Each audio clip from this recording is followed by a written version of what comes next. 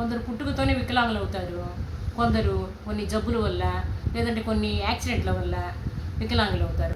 కానీ అలాంటి వాళ్ళని ఫ్యామిలీ మెంబర్స్ కానీ బయటి వాళ్ళు కానీ వాళ్ళలో ఉండే లోపాలను ఎత్తి చూపించరండి. ఫ్యామిలీ మెంబర్స్ వాళ్ళని ప్రత్యేకంగా చూడాలని ప్రయత్నిస్తారు, కానీ వాళ్ళు ఏమనుకుంటారంటే మనలో ఏదో బలహీనత ఉంది అని అనుకుంటారు. కాబట్టి వాళ్ళని అందరిలాగానే చూసి వాళ్ళ అవసరాన్ని మాత్రం దగ్గరగా ఉండి ఆదుకోవాలి. చదివే పిల్లలైతే చదివించండి. చదివడానికి సాధ్యపడని పిల్లలకి భగవంతుడు ఏదో ఒకటి పెట్టే ఉంటాడు. వాళ్ళకి సంగీతం, ఇంకా డ్యాన్సు, ఇంకా ఏవేవో ఉన్నాయి, పెయింటింగు, చేతి విద్యలు, ఏది వాళ్ళకి ఇంట్రెస్ట్ ఉందో అది ఏదైనా కూడా వాళ్ళకి నేర్పించండి. వాళ్ళు ఇంట్రెస్ట్గా నేర్చుకుంటారు. వాళ్ళ వల్ల ఎంత సాధారణమైన జీవితం సాధ్యపడుతుందో అంతవరకు మీరు ప్రోత్సహించండి.